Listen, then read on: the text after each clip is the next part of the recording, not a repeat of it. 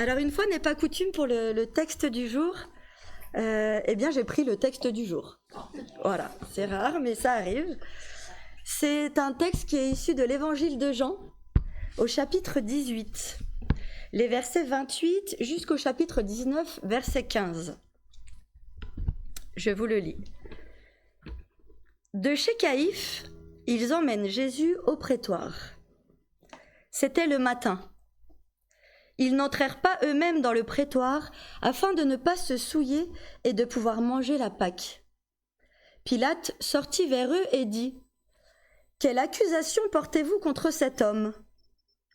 Ils lui répondirent : « Si cet individu n'était pas malfaisant, nous ne te l'aurions pas livré. » Pilate leur dit donc : « Prenez-le vous-même et jugez-le selon votre loi. » Les Juifs lui dirent : « Il ne nous est pas permis de tuer quelqu'un. » Cela afin que s'accomplisse la parole que Jésus avait dite pour signifier de quelle mort il allait mourir.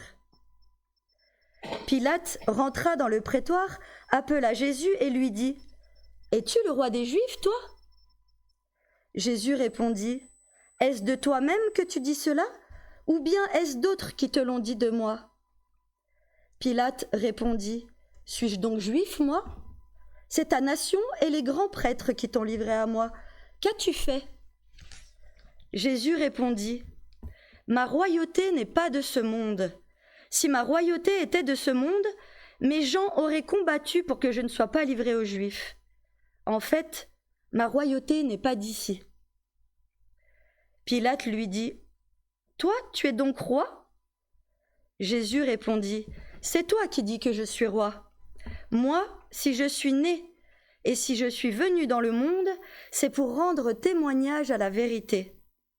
Quiconque est de la vérité entend ma voix. » Pilate lui dit : « Qu'est-ce que la vérité ? » Après avoir dit cela, il sortit de nouveau vers les Juifs et leur dit : « Moi, je ne trouve aucun motif de condamnation en lui. Comme il est d'usage chez vous que je vous relâche quelqu'un pour la Pâque, décidez donc. Vous relâcherai-je le roi des Juifs ? » Alors ils se remirent à crier : « Pas cet individu, mais Barabbas !» Or, Barabbas était un bandit. Alors Pilate prit Jésus et le fit fouetter. Les soldats tressèrent une couronne d'épines qu'ils lui mirent sur la tête, et ils l'habillèrent d'un vêtement de pourpre. Ils venaient à lui en disant : « Bonjour, roi des Juifs !» et ils lui donnaient des gifles. Pilate sortit de nouveau et dit aux Juifs : « Je vous l'amène dehors, pour que vous sachiez que je ne trouve en lui aucun motif de condamnation. » Jésus sortit donc, portant la couronne d'épines et le vêtement de pourpre. Et Pilate leur dit : « Voici l'homme. » Lorsque les grands prêtres et les gardes le virent, ils crièrent : « Crucifie-le, crucifie-le !» Pilate leur dit : « Prenez-le vous-même et crucifiez-le, car moi, je ne trouve pas de motif de condamnation en lui. » Les Juifs lui répondirent : « Nous avons une loi, et selon cette loi, il doit mourir, parce qu'il s'est fait fils de Dieu. » Quand Pilate entendit cette parole, sa crainte augmenta. Il rentra dans le prétoire et dit à Jésus : « D'où es-tu, toi ?» Mais Jésus ne lui donna pas de réponse. Pilate lui dit alors : « Tu ne me parles pas à moi ? Ne sais-tu pas que j'ai le pouvoir de te relâcher, comme j'ai le pouvoir de te crucifier ? » Jésus répondit : « Tu n'aurais sur moi aucun pouvoir s'il ne t'avait été donné d'en haut. C'est pourquoi celui qui me livre à toi est coupable d'un grand péché. » Dès lors, Pilate cherchait à le relâcher. Mais les Juifs crièrent : « Si tu le relâches, tu n'es pas ami de César. Quiconque se fait roi se déclare contre César. » Après avoir entendu ces paroles, Pilate amena donc Jésus dehors et s'assit au tribunal, au lieu dit le pavé, en hébreu Gabbatha. C'était le jour de la préparation de la Pâque, vers la 6e heure. Il dit aux Juifs : « Voici votre roi !» Mais ils s'écrièrent : à mort, crucifie-le » Pilate leur dit, « Vais-je crucifier votre roi ?» Les grands prêtres répondirent, « Nous n'avons pas d'autre roi que César. » Chers frères et sœurs, je ne sais pas si tout le monde le sait, parce que ce n'est pas quelque chose que nous abordons souvent ici à l'église, mais ce matin, nous vivons ensemble le dernier dimanche de l'année liturgique, celui qui vient clore le temps ordinaire de l'église, avant cette période de l'Avent et de Noël que nous aimons beaucoup, avec son lot de festivités et de célébrations joyeuses. Alors il est vrai que ce temps ordinaire, qui commence avec le dimanche de la Pentecôte, ne fait pas rêver. Ordinaire, c'est banal, c'est fade. C'est la routine, quoi.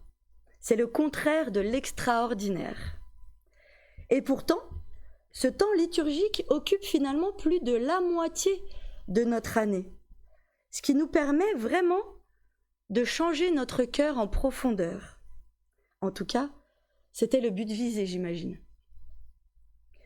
Et un commentaire rabbinique nous explique d'ailleurs les bienfaits de cet ordinaire. Voici. Des sages se sont un jour demandé pourquoi la génération de l'Exode, qui avait connu les miracles les plus extraordinaires, les plaies d'Égypte, la mer coupée en deux, l'eau qui jaillit du rocher, la manne qui tombe du ciel, eh bien pourquoi cette génération est aussi la génération qui, paradoxalement, est tombée dans l'idolâtrie la plus vulgaire en érigeant le fameux veau d'or. Après réflexion, les sages ont alors répondu que les miracles pouvaient provoquer, certes, des émotions très fortes, mais que finalement, ces émotions très fortes ne changeaient pas le cœur de l'homme en profondeur. Ce qui change le cœur de l'humain, ce n'est pas la multiplication d'expériences extraordinaires, mais la méditation quotidienne, ordinaire, de la parole de Dieu. C'est pourquoi, d'ailleurs, il a fallu au peuple de l'Exode 40 années de désert pour devenir un peuple libre. Les sages ont dit que s'il a suffi d'une journée pour faire sortir le peuple d'Égypte, il a fallu 40 ans pour sortir l'Égypte, c'est-à-dire les catégories de l'esclavage, du cœur des Hébreux. Mais en sont-ils réellement sortis? Se sont-ils délivrés de cette idolâtrie, de cette soif de pouvoir, de cette toute-puissance, de cette envie, de ces ténèbres qui empoisonnent l'âme? Et nous alors, où en sommes-nous aujourd'hui? Alors, c'est en partie justement l'objet du texte de ce jour qui nous ramène justement à cet exode, à ce moment charnière de l'histoire du peuple juif qui devait marquer sa libération. « Je suis l'Éternel ton Dieu », répète Yahvé régulièrement, « celui qui t'ait fait sortir du pays d'Égypte, de la maison de servitude. » Et justement, voilà que dans le texte que nous venons de lire, les Juifs s'apprêtent à faire mémoire de cet événement en célébrant Pessah, la Pâque juive.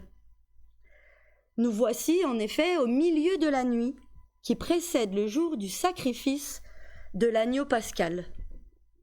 C'était alors, à cette époque, une obligation pour chacun de sacrifier un agneau. Venus parfois de loin avec des dizaines de milliers d'autres familles à Jérusalem, pour l'occasion, chaque foyer préparait un agneau qu'elle surveillait avec vigilance pendant plusieurs jours, car il fallait que cet agneau soit parfait. Les familles plus petites, elles, s'organisaient en groupe pour porter un sacrifice commun au temple, car toute la viande de l'agneau devait être mangée pendant la nuit et il n'en devait rien rester. Ces groupes se comptaient par milliers, et cependant, tous les sacrifices pascals étaient offerts au cours de cet unique après-midi, cet après-midi de Pessah qui précède la fête. Afin de procéder au sacrifice, les dizaines, les centaines de prêtres étaient alors tenus de se trouver en état de pureté rituelle, et donc de ne côtoyer ni morts, ni lépreux, ni femmes, ni païen. Parmi l'immense foule venue pour l'événement à Jérusalem, se trouvent étonnamment Jésus et ses disciples. Je dis étonnamment car évidemment Jésus et ses disciples se savaient menacés par certains juifs, les grands prêtres, les pharisiens. Et ils avaient même d'ailleurs déjà échappé plusieurs fois à la mort, à la lapidation. Et ils savaient donc qu'il était particulièrement dangereux pour eux de se montrer dans la capitale religieuse. Jésus arrive alors tout droit de Béthanie, où il s'était rendu pour partager un dîner avec Marthe, Marie et son ami Lazare qu'il avait ressuscité d'entre les morts. Cette affaire d'ailleurs avait fait grand bruit parmi les Juifs. Et elle constitue un véritable point de basculement pour les grands prêtres et les pharisiens qui décident à ce moment-là de faire officiellement condamner Jésus à mort. C'est ainsi paradoxalement parce qu'il a redonné la vie à son ami Lazare que Jésus va être condamné à mourir. Arrêté à Jérusalem, comme il fallait s'y attendre, de l'autre côté de l'oued du Cédron, nous dit Jean, Jésus est alors emmené au milieu de la nuit devant Anne, l'ancien grand prêtre, le chef du Sanhédrin, puis devant son gendre, Caïphe, son successeur, ce même Caïphe qui avait donné aux Juifs le conseil suivant, il est préférable qu'un seul homme meure plutôt que la nation tout entière. Les chefs religieux, on le voit ici, agissent dans l'ombre, au milieu de la nuit, après avoir comploté contre Jésus en secret. Lui, Jésus, au contraire, parle ouvertement. « J'ai toujours enseigné dans les synagogues, dit-il, et dans les temples, là où tous les Juifs se rassemblent, et je n'ai jamais rien dit en secret. » Mais le jugement a déjà été rendu. Sans autre forme de procès. Il n'y en aura pas de procès, finalement. Jésus doit mourir, cela a déjà été décidé. La Judée étant alors sous domination romaine, voici que Jésus est amené chez Pilate, le préfet chargé d'assurer l'ordre pendant la fête pascale de Pessah. C'était alors le matin, nous dit le texte, proi en grec, l'aurore, ce moment justement où la nuit va venir céder devant la lumière. Les Juifs, présents sur les lieux, ne rentrent pas dans le prétoire de Pilate, car ils ne veulent pas se souiller avant le sacrifice pascal. Et c'est donc le préfet romain qui va, dans un mouvement un peu ridicule, faire les allées et venues entre l'intérieur et l'extérieur du prétoire.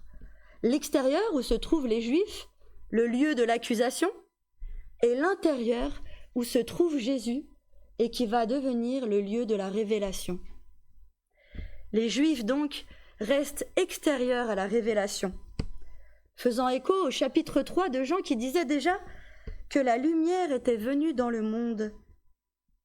Mais les hommes ont préféré les ténèbres à la lumière parce que leurs œuvres étaient mauvaises. Leurs œuvres sont mauvaises. Mais c'est pourtant Jésus qui est accusé par 3 fois. Tout d'abord, les Juifs l'accusent d'être un malfaiteur, un homme qui fait mal, qui fait le mal, un nuisible. Ensuite, il est accusé de se prétendre roi des Juifs. C'est une accusation grave, surtout pour un Romain, car évidemment, il ne peut pas y avoir 2 chefs dans l'Empire romain. Il y en a un, c'est l'empereur, et ça ne peut pas être un Juif. Mais Pilate n'est pas convaincu. Alors Jésus va finalement être accusé de se prendre pour le Fils de Dieu, c'est-à-dire pour Dieu lui-même, ce qui constituait alors un blasphème, un crime extrêmement grave. Mais plus les Juifs exagèrent leurs accusations, plus ils se montrent virulents à l'égard de Jésus, et plus ils sombrent, plus ils s'éloignent de Dieu et de la justice, plus ils permettent à Jésus, par l'intermédiaire d'un païen, d'être glorifié. Dans ce récit, Pilate, donc, devient finalement l'agent de la providence divine. Il comprend bien, Pilate, dès le début, que Jésus est innocent, qu'il n'a rien à faire ici dans ce prétoire, et il essaie tant bien que mal de lui sauver la vie. Face aux 3 accusations, il va répondre « Moi, dit-il, je ne trouve aucun motif de condamnation en lui. » Alors, il tente le tout pour le tout, Pilate. Il propose aux Juifs, comme il en était coutume, à cette époque, de relâcher un prisonnier pour la Pâque, de faire œuvre d'amnistie. Mais bien évidemment, les Juifs refusent de libérer Jésus, car ce qu'ils veulent avant tout, c'est sa mort. Et ils préfèrent sauver un certain Barabbas, qui était un brigand, un lestès en grec, nous dit le texte, c'est-à-dire un pilleur, un de ces malfaiteurs qui prenaient les armes pour mener des insurrections. C'est ça un lestès, un zélote finalement, un homme qui lui remettait directement en question l'ordre romain et donc Pilate. Alors, je ne sais pas si certains d'entre vous connaissent le prénom de Barabbas. Il est notifié dans certains manuscrits de l'évangile de Matthieu. Eh bien, c'était Jésus. Le prénom de Barabbas, c'était Jésus. Jésus Barabba. Et Bar-Abba, en hébreu, eh bien, cela veut dire le fils du Père. Abba, papa, c'est ainsi que Jésus nomme Dieu, notre Père qui est aux cieux. On a donc d'un côté Jésus le fils du Père et de l'autre Jésus le fils du Père. Alors lequel des deux incarne la mission à mener? Lequel des deux fait la volonté de son Père? Celui qui prône une royauté combattante, violente, visant à asseoir un pouvoir temporel en Israël, ou bien celui qui souhaite instaurer un royaume spirituel, intérieur, visant à transformer le cœur de l'humanité.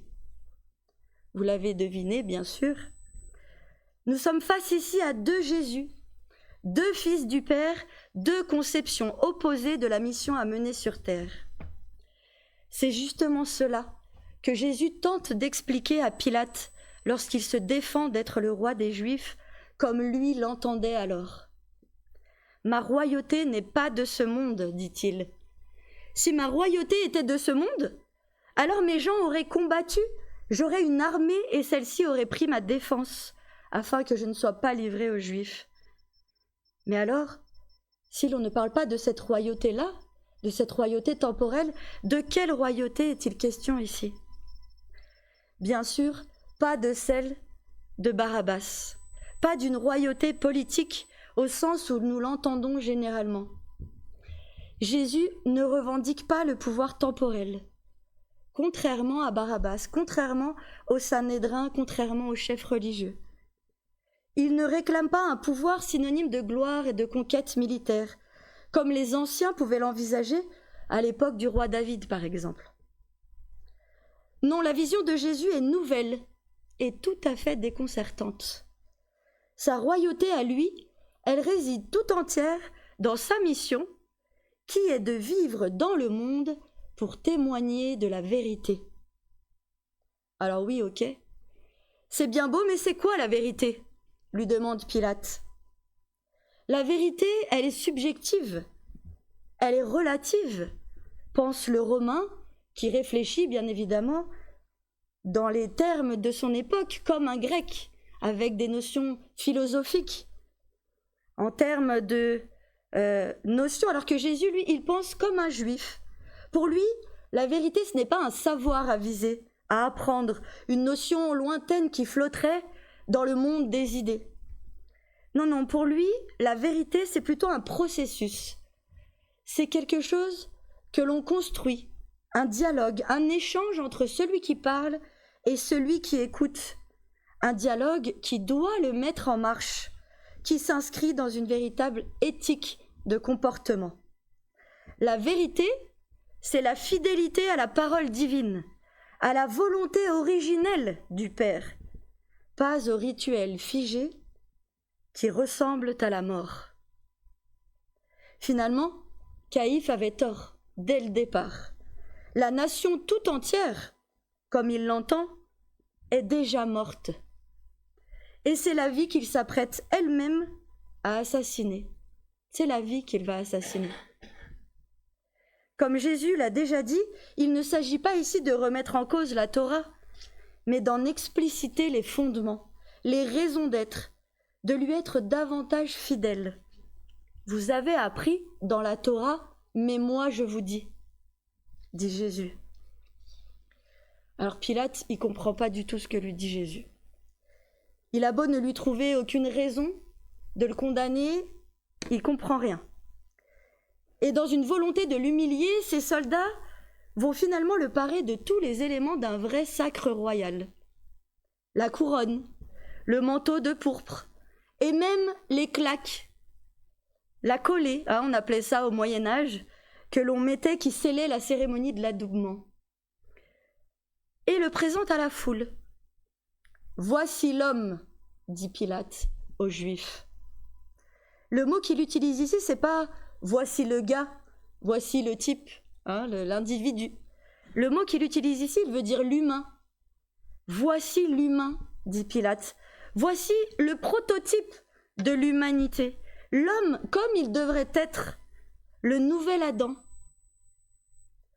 Le Verbe fait chair. Ainsi, Jean opère ici un complet renversement des perspectives. C'est Jésus, accusé, maltraité, humilié, qui pourtant est ici glorifié, montré comme le roi lumineux d'un monde nouveau, délivré de la violence et fidèle à la volonté de son Père. Tandis que les Juifs, dehors, extérieurs à la révélation, eux qui détiennent le pouvoir politique et religieux, le pouvoir temporel, qui sont les garants de la Torah normalement, eh bien eux, voici qu'ils apparaissent de plus en plus prisonniers, esclaves de leurs certitudes erronées, prisonniers dans la maison de servitude. La fin du texte est terrible, C'est le coup de grâce, si je peux me permettre ce jeu de mots. Voilà que les Juifs l'accusent de blasphème. Eux, qui sont esclaves de leur volonté de puissance, qui idolâtrent les rites, le pouvoir, ils accusent Jésus, de blasphème. À la 6e heure, nous dit le texte, c'est-à-dire à l'heure précise où commence habituellement le sacrifice de l'agneau pascal, les Juifs vont choisir Pharaon plutôt que Moïse, en reconnaissant, c'est fou, César comme leur seul roi. Nous n'avons pas d'autre roi que César, déclare-t-il. Et il livre Jésus afin qu'il soit crucifié. Dès lors, Jésus va lui-même incarner l'agneau, celui qui ôte le péché du monde, comme on dit, non pas en supprimant le péché, mais en nous apprenant à nous comment nous pouvons, nous aussi, rendre témoignage à la vérité en répondant à la violence sans la violence. Seigneur, comme Jésus, l'homme a la conscience d'être Dieu. Et il a raison, puisque Dieu est en lui. Niché dans son cœur, le royaume des cieux le pétrit, le transforme et le met en marche. Il ne s'inscrit pas dans une fidélité qui serait conformité au monde, mais qui le transforme et lui permet de revêtir l'homme nouveau, créé selon Dieu, dans une justice et une sainteté que produit la vérité. C'est Paul qui nous dit ça dans son épître aux Éphésiens. Alors, puissions-nous, à notre tour, tous, rendre témoignage au Christ, en mettant de la lumière et de la paix, l'autre nom de Dieu, la paix, dans nos vies. Amen.